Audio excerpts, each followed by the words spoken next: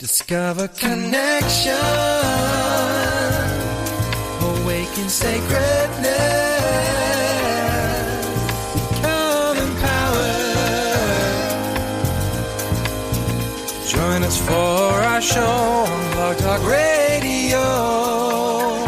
Discover your spiritual gifts live. Welcome to Discover Your Spiritual Gifts show number 55. We are your hosts, Dave and Violet. Dave's not able to be with us today. He's on vacation, hopefully in someplace really warm. But our guest today is Kerri Hummingbird. Kerri, soul guide, is a channel of and an embodiment of White Eagle, an ascended master who specializes in rainbow light activation of human DNA. In her book, Love is Fears, Healing the Mother Womb, Kerri is serving a conduit of teachings and embodied frequencies from the White Buffalo Calf Woman. She's the #1 international best-selling author of The Second Wave, Transcending the Human Drama, and the award-winning best-selling book, Awakening to Me, One Woman's Journey to Self-Love, which describes the early years of her spiritual awakening. Welcome, Kerri.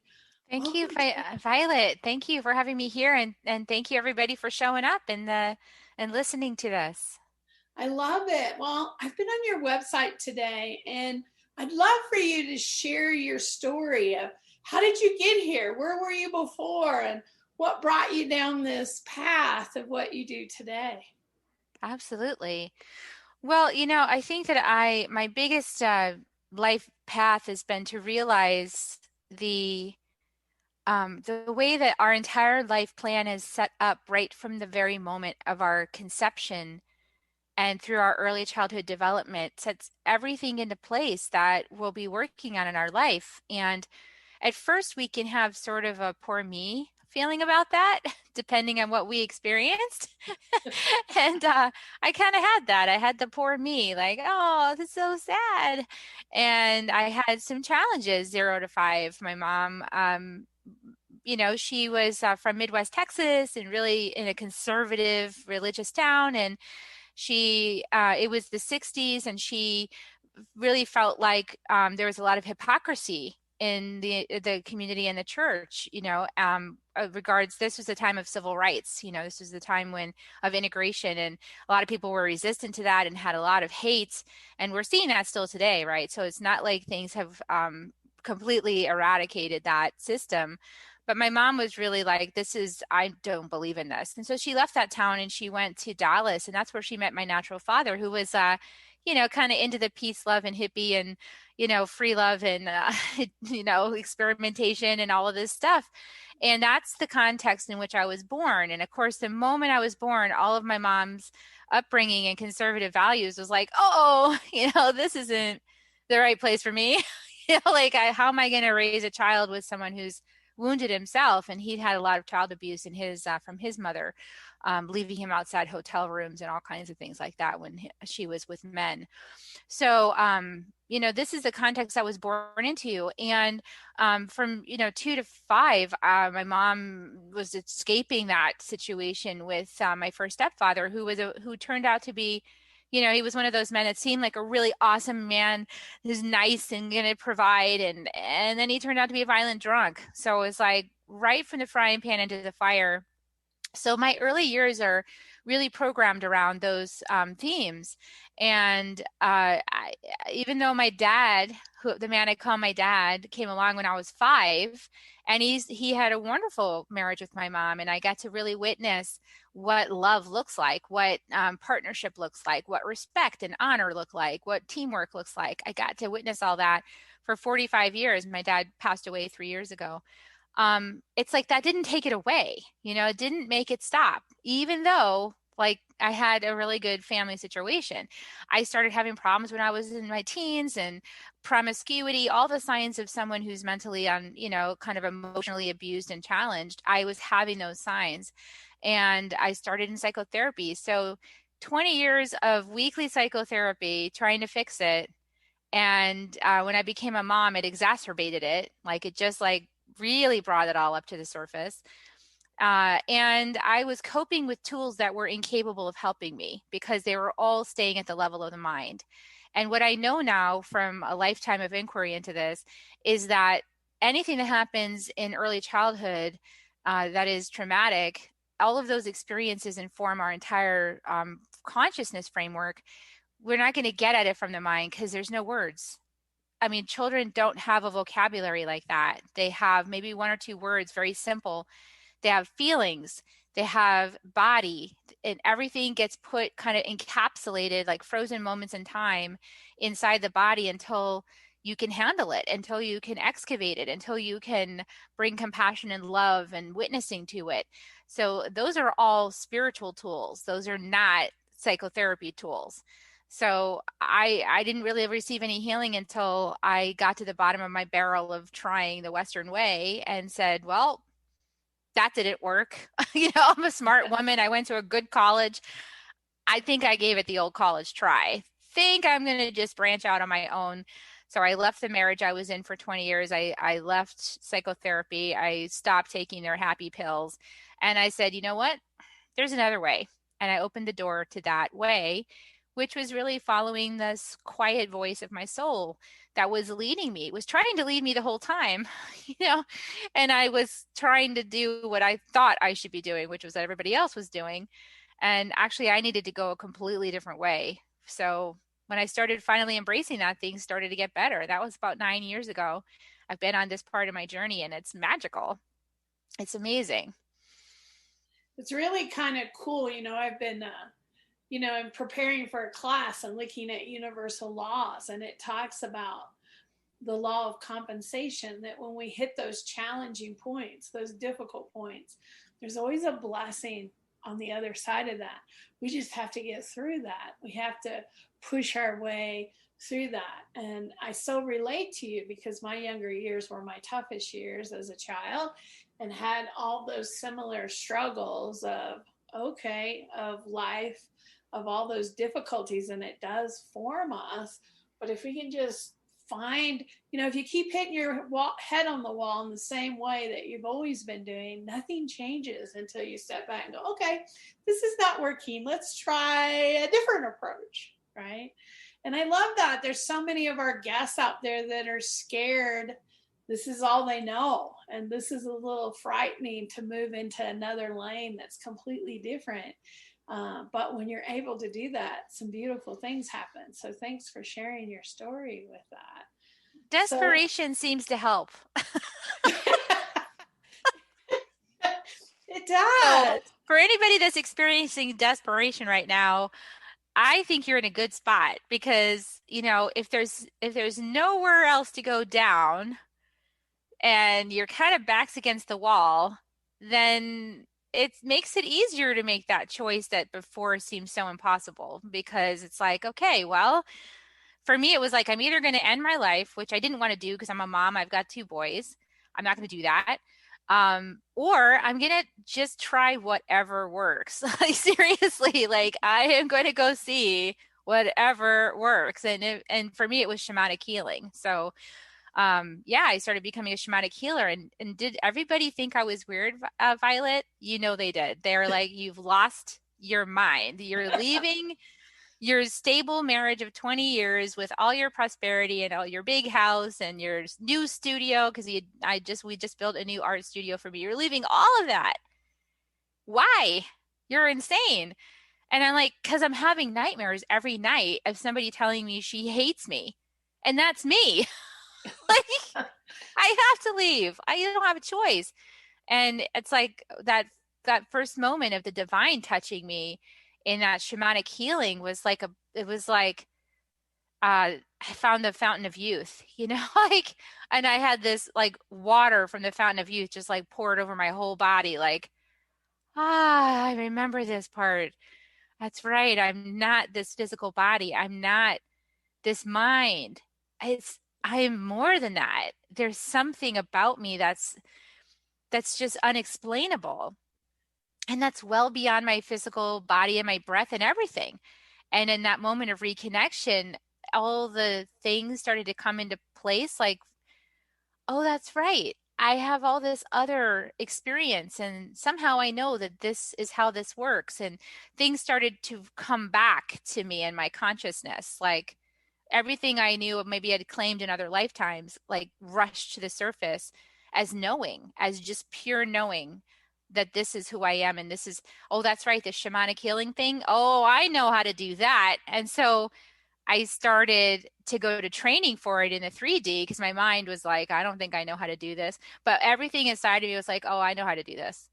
This is who I am. I love I know this part. I love that. Well, for those that are listening that don't know what a shaman, what is shamanic healing? What is that journey? What can you tell them about that are curious, that they're like, oh, that sounds like what I need? What is it? Where do you go? How does that happen? So I use the word shamanic and shaman because those are the words that most people know. And that's not exactly what I practice. I practice earth-based spirituality from the Andes Mountains, which is much more like, they call it animism. It's kind of like realizing that the entire experience of life is a ceremony conducted with the great mother, with Mother Earth, and her tangible expression, and that we're made of her, and that all the plants and all the rocks and all the trees, everything is made of her as well. And we are all part of the dance of life on Earth. And so when we're praying to the mountain spirits the way they do in Peru, in the Q'ero people, the Incan people, praying to the mountain spirits, they call them the Apus. When they're praying to them, they know that they can receive energy, they can receive healing, they can receive insights and wisdom from these ancient wise beings that guard the mountain spaces. So this is kind of what I've learned how to tap into. And again, I'm sure I've had many lifetimes, in the Incan path and previously. So it's just, it's relearning that from our current perspective, because there's a really great legend right now that is coming to fruition, and many people may have heard of this, but it's the eagle and the condor flying together in the sky. And what does that mean exactly?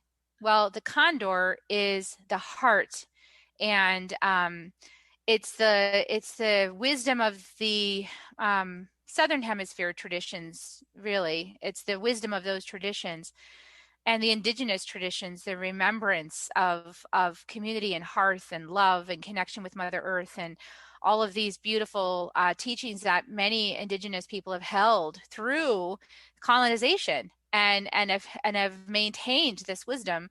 And then there is the Western mind, the eagle, and that mind space that we've really worked through in the Western consciousness. We've really focused on our mental body. And so now it's like the harmonization of the eagle and the condor together. So we all have something to learn. The people who have been focused on the condor medicine are learning from the eagle medicine, like, oh, this is really interesting. Okay, this is another way to understand life. And then the eagle medicine people are learning from the condor medicine people, like, hey, turn off your brain for a little while. Just like, let's check this out. This is really powerful if you turn that off and listen to your heart. So we're synthesizing. We're becoming a unity, a cohesion of these principles in this time. I love that. Yeah. I love that. What a beautiful way to do that. And, even here, my husband's very air, mind, talking, thinking, logic, science. And I'm very heart, water, emotion, flow. So we have to learn to dance together sometimes. It's like, okay, I'm in my heart space. You're in your head space. We got to kind of figure out how to make both of these work at the same time, right? Exactly. So it's a really beautiful, beautiful piece. Well, you've also written several books that you have out there available to people. What can you tell us about those and what you're working on today? Absolutely. So, well, I started becoming aware that my soul had a plan. It starts to happen, right? I started becoming aware, like, oh, wait a second. Everything that's been happening in my life is part of the soul plan. Okay. And it's that realization set in when I got my first prompting to write my first book, which was around the time of my initial awakening to being a healer and to the power of earth-based spirituality on my spiritual path, on my healing path, as I left my former partner and I stepped into, okay, what is life for me? Like, who am I? What makes me feel good? I kind of forgot what all that was in my leaving my body and serving someone else for so long, and I needed to be true to myself again. And so what even is that? And so to discover that, my first book was, you're going to write your whole journey transparently, no holding back, no withholds, vulnerably raw, until you love yourself. And that's your first book. So my first book was Awakening to Me, One Woman's Journey to Self-Love. So as I was in my early spiritual community programs, I was unearthing all just so much self-abuse. And I was talking about these patterns and my realizations in the book. And my life itself was the material for the book. So Spirit would just bring me another thing, another life experience. And then I would know, oh, I have to talk about this in the book. This goes in the book. And to be honest, Violet, I tried to end that book many times. I was like, okay, I'm done. I love myself. Let's publish. And then Spirit would bring me one more example of how I wasn't exactly loving myself. I was like, oh, I have to do it again. I have to write the next chapter. So that book seemed to go on forever. And then it finally was ready to be released. I released it. The very next day, I saw that there was a competition that I could enter it in, and I won best in category for that competition for that book. So that was my first book. And I didn't write another book for about a year and a half. I wrote a book about from we to me, sorry, the other way around, from we to me, One Woman's Journey to Self-Love. And that book was really about my recollections and my realizations about my 20-year marriage, and why did it fall apart, and what were the things I could have done differently, and how could I have been more conscious in leaving the marriage. And it's a kind of an essay, a book of essays about various aspects of reclaiming your power after leaving a long-term relationship. So there was that one. And then there was nothing for a while. And then in 2019, I got a tap, the Spirit tap. You're going to write another book. I was like, ooh, what's this one going to be? And the voice I heard said, The Second Wave. I said, what's that? And I was reminded to go look at Dolores Cannon. So for anybody out there who really likes Dolores Cannon's work, and if you haven't heard of it yet, it's because you're just not ready for it. Maybe you are now because you're hearing it. But I had my friend foist books of Dolores Cannon on me for years, and I would crack them open and I would instantly fall asleep. So if that happens to you, it just means you're not ready for it. But there's a lot of really good material in there that's fascinating. And some of the things she teaches about is the 3 waves of volunteers to the planet. So this is like, we all have maybe realized at some level that we're in a huge up-leveling of human consciousness on the planet right now. And this is part of that up-leveling of human consciousness. The waves of volunteers are those souls who have some mastery in bringing a species up into a higher state of consciousness, kind of like master programmers, and came here to this planet to do just that, to program human consciousness from the inside out. As you can imagine, it wouldn't work out very well for aliens to like land on the planet with their ships, right? Not exactly welcome here with barbaric humanity. So yeah, becoming a human being is like the most direct path, because you can influence the ancestral DNA, which we all share. You can, so light workers. So anybody who says you're a light worker, you're a star seed, that's all part of the second wave. That's what that is. And we're here to do it from the inside out. So we probably incarnated into a family line that was challenged with some patterns of suffering and maybe some more than most, and really uncomfortable. And you're like, this is not the way it's supposed to be. It's just like in your little child heart knew that wasn't right. And everybody else was going along with it. It's like, that doesn't seem correct. And so you're the one that was like, nope, I'm not going to do that. I got to go a different way. And then maybe you became the black sheep, or as I like to say, the rainbow sheep, because we're rainbow people. And we're here to bring rainbows and puppy dogs and unicorns to the human experience, butterflies and such. So that's really what that book is about. It's for those people. And it went out in July 2019, and it's been on the charts ever since. So it's helping people. People really tell me, they're like, this book is amazing. That's exactly who I am. You're describing my life experience. And because we have a shared experience, And anyway, so if you feel like that's resonant, the second wave, transcending the human drama, that's the next one. And then, as you know, Violet, the last book I just put out is Love is Fierce, Healing the Mother Wound. And that book, I thought I was going to get a vacation. Like, we were talking about vacation before we got on. Right? I thought I was going to get a vacation when I wrote the second wave, and nope, like the minute I published it, no doubt, like maybe a day later, I got the tap. I was like, you're kidding, right? I just published that book. When do I get a vacation? So next lifetime. But this one was really hard. It was a lot of deep inner work, and it was really about healing my relationship on a personal level with my mother, because when my dad passed away 3 years ago, I was called back from a trip. I had gone to New Mexico. I'd driven to New Mexico for a healing retreat to learn some healing arts. And my mom called me and said, your dad just surprisingly, just suddenly is in the hospital with this pneumonia, and he's got 1/4 of one lung functional. So if you want to see him again, you're going to have to drive home right now. So I turned around and drove 15 hours back after driving 15 hours there, and got to my dad's bedside at 4 a.m. and got to spend some time with my dad for a couple hours, just kind of tripping the light fantastic in the subconscious area, and having a life review with him, and dreaming next to his bedside. And the next morning before he passed, I whispered in his ear, I promise you I'm going to love my mom unconditionally. And that was a big promise, because my mom and I had a lifetime history of putting my dad in the middle. So maybe you've experienced that out there if you're listening, and like, how do I get along with my mom? And it's so fraught with terror, like the littlest thing I say is going to get a bad reaction.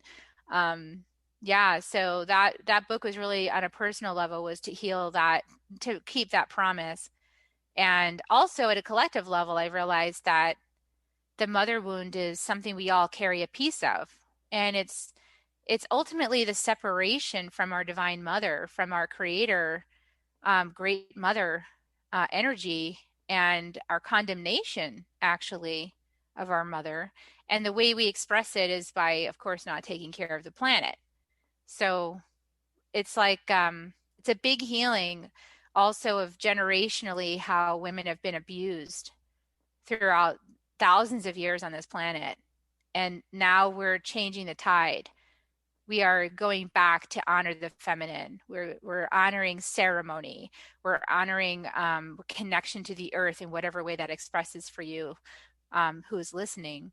We're going back into honor our life experience, our bodies.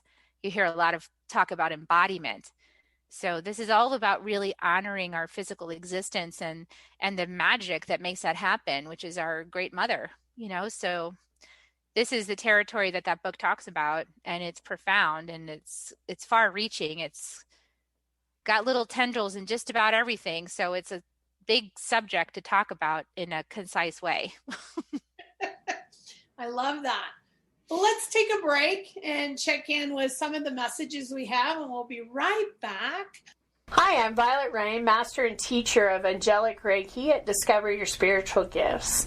If you love angels, if you resonate with angels, or you're just interested in learning more about angels, most people really want to consider Angelic Reiki. But Angelic Reiki is more than just working with the angels and learning a new healing modality. It's about ascension. And when you step into Angelic Reiki, you're not only working with angels, but you're working with ascended masters and galactic galactic healers. The angelic kingdom of light, which includes all of those, steps in and helps you be able to hold more light. And what I have found along this journey is it expands your ability to be able to hold light, which raises your frequency, which accelerates your ascension process. So the individuals that step onto Angelic Reiki are really ready to step onto their spiritual path, learn more about angels, ascended masters, galactic healers, learn possibly a new healing modality that they'll use in their life, but also they're ready for those major shifts in their lives to really be on their spiritual path and take their journey to the next level. If you've been thinking about Angelic Reiki or you'd like to find out more about this beautiful modality, please don't hesitate to contact me, Violet, at discoveryourspiritualgifts.com, or check out our website under classes. You will find Angelic Reiki there with lots of information about this program and the benefits of taking this course. We hope to see you in class really soon, and I hope to see you at Discover Your Spiritual Gifts.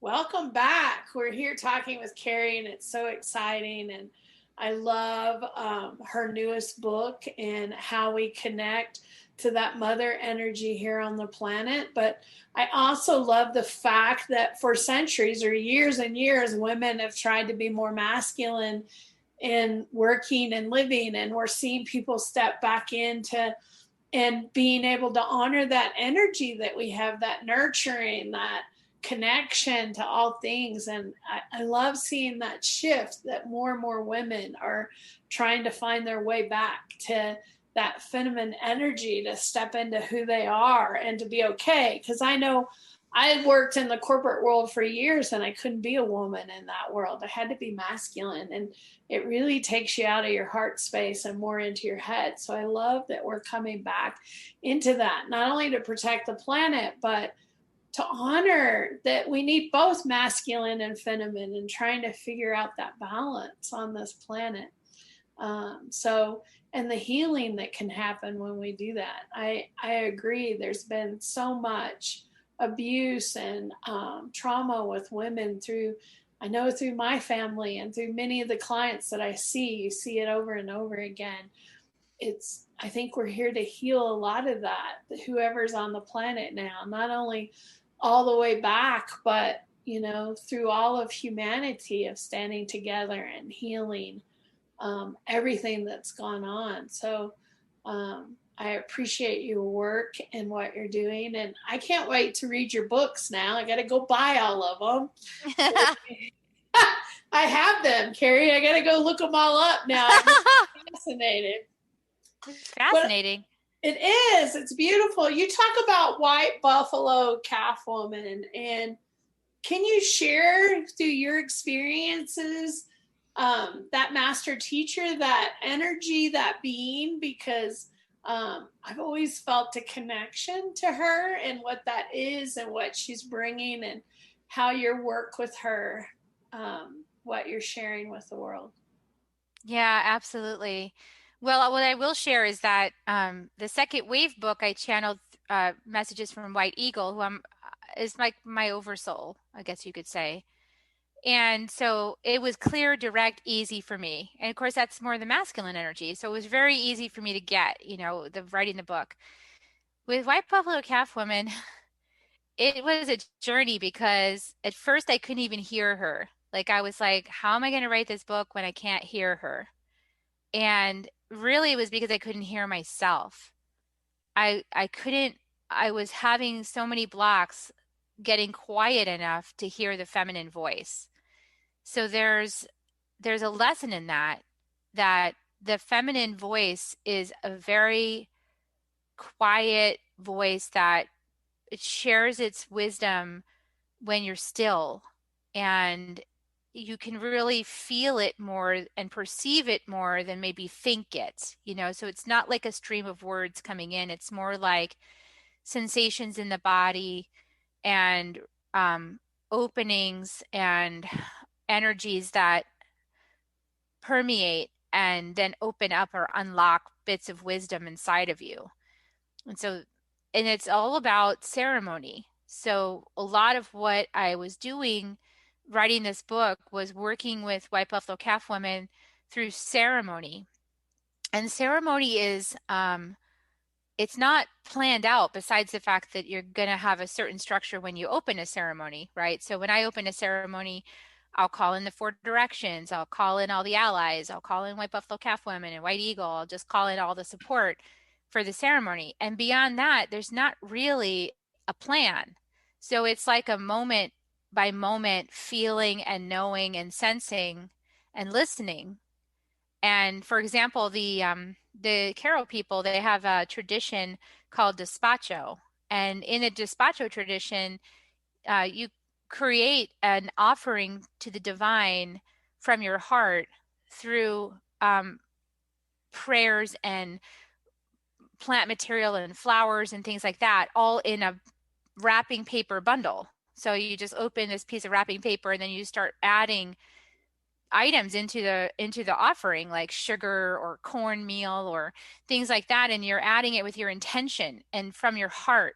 So this is an unfolding process. It's not like, okay, let me put in some corn for prosperity and then I'll put some beans in there for this. And that's kind of the way it started for me. Was my mind was like, what do all these things mean? Let me go look it up on the internet, and then I'll just like make my list of what all of it means spiritually, and then I'll just dump all that in there, and then just like burn it. Okay, good. That's done. So, but really through working with the divine feminine master teacher, white buffalo calf women, what I've learned is that it's not like that. It's handy if you know what certain things vibrationally lend themselves to.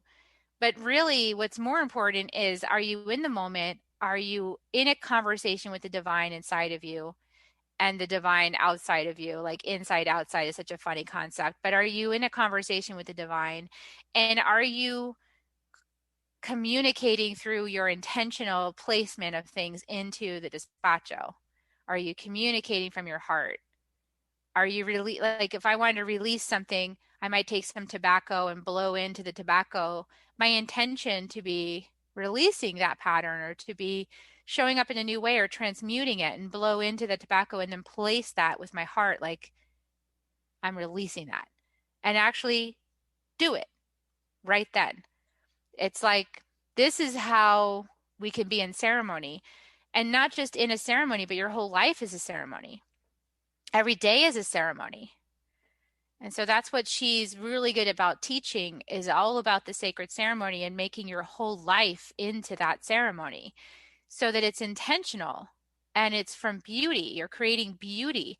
It's like sometimes you see on the beach, people do those big sand paintings, those big sand mandalas on the beach, and then they maybe take a picture of it or something, or bow to it, and then the ocean comes in and just swoops it away.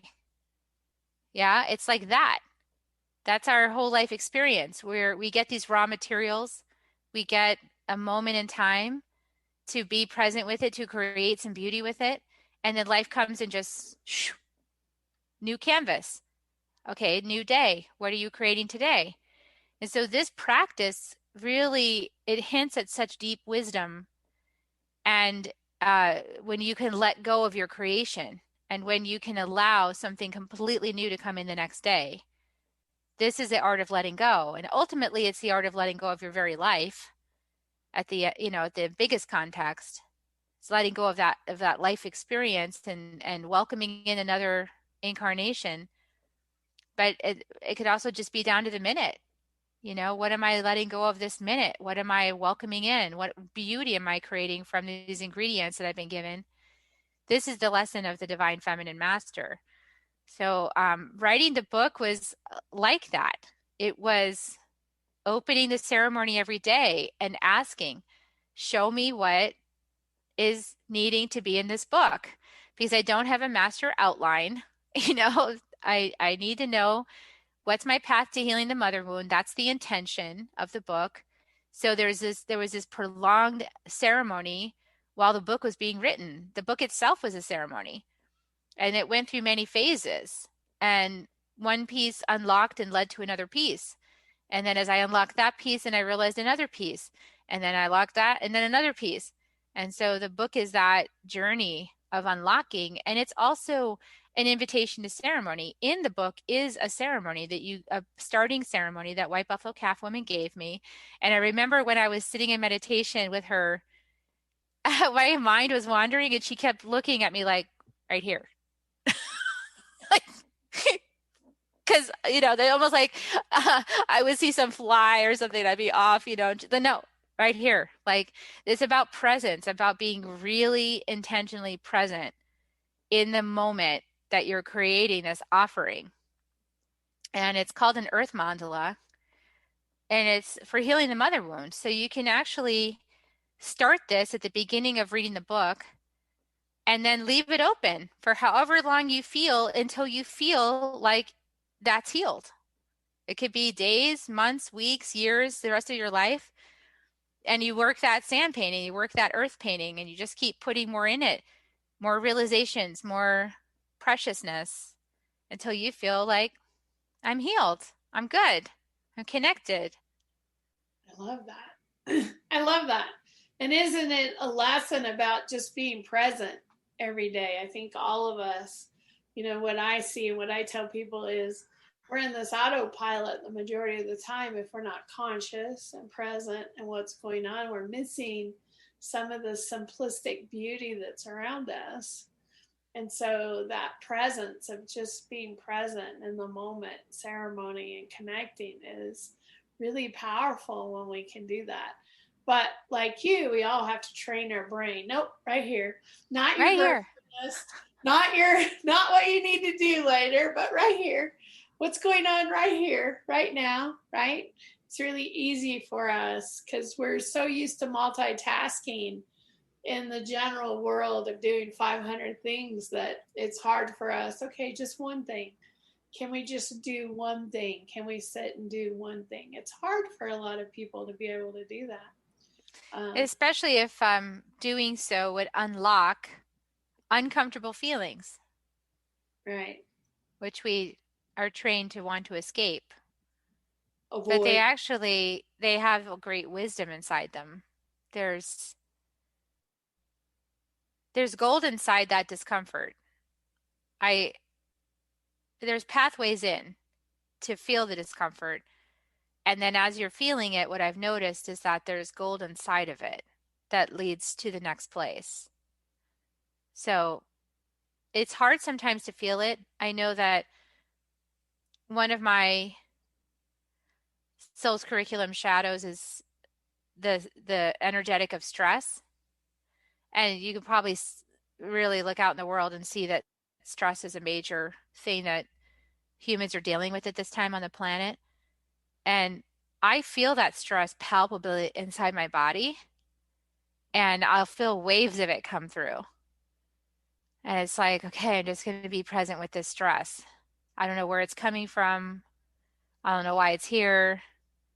Nothing from my mind is saying this should be present. So it's just sort of like being with it, and just allowing it to pass through. That's a practice, and whatever your collective shadow is that you're working on out there, like the invitation is to do the same. Just let it pass through. It's hard to do, but it's worthwhile. Yeah. I totally agree with that. So share with us, Kerri, you've got classes, you got programs on your website, offerings, all kinds of things going on. Share some of that, of what you have and what you offer to people that may be interested in connecting, learning more, going deeper, past the books, because I even see that you have a beautiful podcast out there. I was going through some of your guests that are coming up, and it looks like that might be somewhat new. Is that new? The podcast is about 5 years old. So I started it on an inspiration again. It's one of those inspirations. You're going to start this podcast. What's it going to be about? Soul Nectar Show. What's that? So I love that podcast, and it's fun, right? It's fun to meet new people and interview them and hear about their own path to awakening. And I would sure love to have you on Soul Nectar Show as well. I would love. Yeah. I love that. It's beautiful. I was looking at some of your guests and all that. I mean, you have a lot of offerings. You got blogs, you got resources, you got lots of beautiful stuff. So talk about your classes, because I was checking some of them out. You've got several. You've got a year-long program, I think I saw this morning, and you got several others. Talk to us a little bit about your offerings and how we can connect with you. Absolutely. So I am a healer, so I do still offer individual sessions. That's available from the website, and it's called Rainbow Light Healing. So, that's basically what I do. It's a combination of all of my training that I've received. And I'm a healer in the path of the Incan tradition, the Andean tradition of the Mesa, or the Misha, as they call it. And so I also teach that path. I just became what they call a shakaruna. I was initiated, which means that I can teach. So I've been in, this year is my first 1-year program, and I'm initiating people into the path of being a Mesa carrier, which has really been exciting. And like, I love it. I'm so excited by it. And it's definitely work I'm going to be doing the rest of my life. I mean, this is my path, is to open that door for people. And the ultimate goal is that the Mesa work helps you to become an earth keeper. So that means that we get to honor the earth. We get to be emissaries of honoring Mother Earth, and to teach that wisdom and shine that light out there in the world, so that others start to wake up and realize how beautiful our planet is and that it deserves our love. And it's a path of deep mystery and deep wisdom. And so the Mesa work, I love that. And what I've done in that program is I've married the Incan tradition, which is about, well, who knows? My shamans were like, yeah, it could be like 40,000 years. They say it's 5 or 6,000, but actually it's probably like 40,000 year tradition. It just keeps getting handed down. So I've married that tradition with, which is the Mesa, which is inside the Mesa are kuyas, what they call medicine stones. And the medicine stones are actually your wounds turned into wisdom. That's what they are. You take your wounds and you turn them into wisdom and medicine with your kuyas. And now your Mesa is all your wisdom from all your life's experiences. And I really resonated with that when I felt broken and down and in the dumps, to be told that, oh no, that's your wisdom. It was like, it turned a whole corner for me. It's like, what are you talking about? Really? I'm not broken. This is great. Okay. So I love that. So I teach that. And the way I teach it is I marry it with the I Ching. So anybody who's familiar with the ancient Chinese system of spiritual understanding through the I Ching, there's 64 different keys. I do that through the gene keys. So if you're interested in the gene keys, you can go study it just without me at all, genekeys.com, GeneKeys.com. It gives you a map of your soul's curriculum, your shadows, the gifts you're going to claim from those shadows, and then the ultimate highest expression you could achieve in this lifetime, were you to keep working on your spiritual development. That I've married with the kuyas. It's potent. It's like rocket fuel. So talk about spiritual enlightenment. It's like very fast. So that work is really beautiful, and it's a 1-year program. It takes a year to get through it, because that's how long it takes to integrate all of the ascensions and activations in the work. And I also do Healing the Mother Wound Circle. So it's a sacred circle for healing the mother wound, which is based on the book, Love is Fierce, Healing the Mother Wound. And we also do explore the gene keys in there too, because I can't help myself. It's such good material. Richard Rudd did such a great job, like putting this all together and explaining it, that I don't have to do that part. And this way it's geared towards each specific individual. And then the part that I do is I bring in things about how to heal the mother wound for yourself. So how to take that information that you got, move through that information about your gene keys and your life's work, and then actually apply it to the relationship. So I do the relationship bits and pieces about how to specifically move through your current scenario with your family, with your mother, with your inner mother, and reparenting yourself. So I do a lot of inner child work, healing, and things like that with people. And reclamation. And the beauty of the work, I want to say, is that I think I mentioned my dad passed away, and my mom and I, we didn't actually speak for like several years. You know, she wouldn't return my messages. She was like hurt because I was out there in the circuit talking about my own healing. And sometimes I might mention her, right? Because where does it come from? You know, where do your wounds come from? So she got hurt by that. And people in the family, you know, like my former partner was really upset that I said all the things I said and left. There was like a family bullying dynamic going on for several years. And part of that's still going on today, honestly. But what happened through this work of healing the mother wound book is that my mom and I are now having a relationship that we have never had before. It's amazing. There's so much tenderness, openness, connection, trust, love. And I just had lunch with her yesterday, and she's learning about her gene keys, which is so cool. She's letting me like guide her through that. It's just so amazing. And I was showing her something, and I looked at her and I said, you know, I know who you are. I mean, I chose you to be my mom in this incarnation. And I know what I'm here to do. I wrote the book The Second Wave. They gave me that book, that assignment. So I know who I am. I'm here to be part of that. I'm here to guide and lead and shine the light. That's who I am. And if I am that, then I know who you are. You are the one that said, yes, I'll come prepare you to do that job. So all the stuff that I used to argue with and say it shouldn't be so, I now see my mom as a soul did me a huge gift in making me strong, resilient, helping me to learn how to speak from my heart and really be clean in my communication, because she has this shadow of provocation. And so I learned how to provoke, but I've learned how to provoke in a healthy, loving, compassionate way that opens hearts. And I looked at, I said, we're like a dynamic duo. And she's like, yes, we are. It's like we're in this together. You and I actually came in to do this together. And she's like, I believe that's true. So it's like this place where we, you know, 5 years ago when my dad was still here, we would never had that conversation because it was so comfortable to keep my dad in the middle and not work on our relationship. But with my dad departing, although it broke my heart and I miss my dad so much, this mountain of unconditional love that he was, um, this relationship with my mother would never have unfolded if my dad had stayed.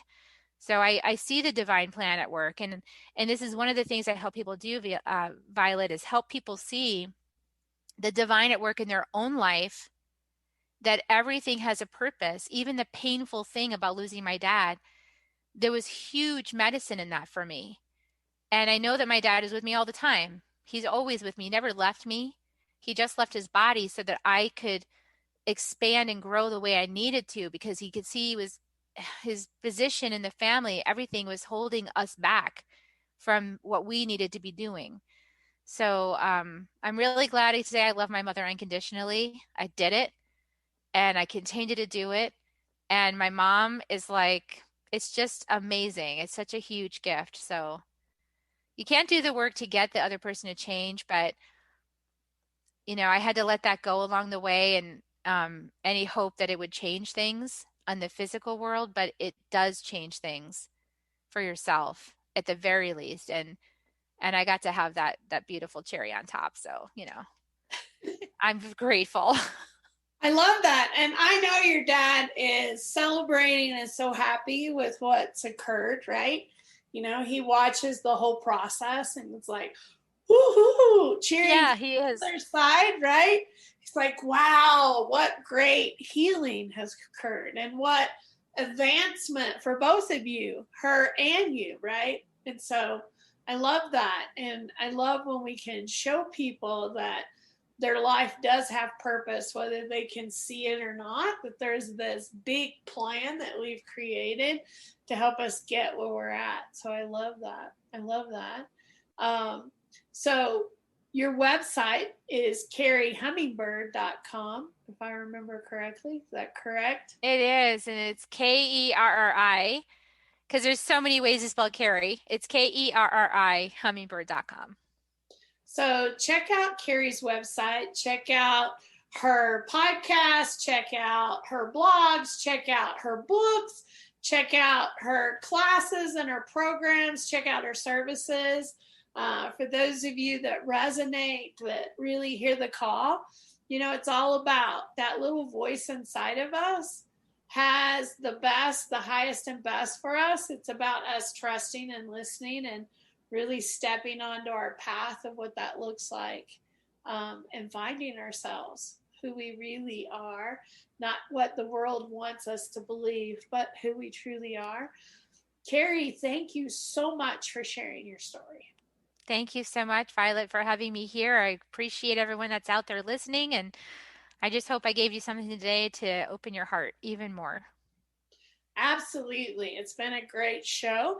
Thanks for listening, everyone. Our next guest is going to be Joy Elaine on our next show. So please stay with us for messages from several of our practitioners at DYSG. We hope to see you soon. Thanks so much for listening. Hi, my name is Tiffany, and I am an intuitive person along with being a meditation and Qigong teacher. I have traveled the world to meet amazing teachers, and they have taught me all about Qi energy and the Taoist way. Now, these teachers taught me a beautiful practice called Sum Thought meditation. Now, this is an ancient Chinese wisdom of understanding the Dantian energy elixir. And I'm telling you, this energy elixir is crazy powerful. This ancient Taoist Chinese practice has changed my life, and I want to share this transformational energy with you. Do you want to heal mind, body, spirit? Do you want to break and change old patterns that hold you back? Do you want to open up your heart chakra and move more love into your life? Do you want more joy in just being you? Do you want to tap into your higher self? Then come explore this ancient Taoist wisdom with me. This isn't just a meditation class. We connect, we move, we explore, and we create. Come join me every Monday morning from 10 a.m. to 11 a.m. at Discover Your Spiritual Gifts. I look so forward to seeing you there. Hi, my name is Christina Morris. I am the founder and president of Balance and Bliss Energy Healing. I'm a medical intuitive and high vibrational healer. I work with the energy fields. My scope of practice is energy medicine. Anything above and beyond that, for outside care, we'll need to refer you out there. But I do use crystals and aromatherapy in my healings. And I help manage pain. We help move some of the pain out of the body that might be coming from stagnant energy within the field, as well as, we get to the root of the problem with, any emotional trauma and find out what's going on that could be causing more stagnant energy to be left in your aura, which in turn can cause illness and pain and a lot of other issues that we tend to see throughout our day-to-day lives. And then I can be reached by appointment. You can make appointments anytime, any day of the week. I do work Monday through Friday in the evenings from about 5:30 to 8:30. Your first session can be about an hour and a half because we get to know one another. We kind of go through what's going on. And then any session thereafter would run about 50 minutes to an hour. And I can be reached through my website at balanceandblissenergyhealing.com. My email is balanceandblissenergyhealing@gmail.com. And I can also be reached via phone or text at 720-696-0286. And I look forward to any, potential clients. If you have any referrals or if you are in need of any of my services, I look forward to working with you. Hi, I'm Nikki Milton. I am the Center Manager and Marketing Manager here at Discover Your Spiritual Gifts. I'm here 2 days a week on Mondays and Fridays, marketing this beautiful center and making sure that the center is up to standard for all you lovely guests who will hopefully come and visit us soon. I also own a content marketing agency, so I'm a teacher here in the space because I have a real passion for helping the spiritual business owners in this community learn how to brand and market their businesses. So I run a business class series every year on branding and marketing and social media classes, as well as a full strategy workshop towards the end of the year to help you get your business in line for the upcoming year. And that is what I do here at Discover Your Spiritual Gifts. Discover connection, awaken sacredness, become empowered. Join us for our show on Blog Talk Radio.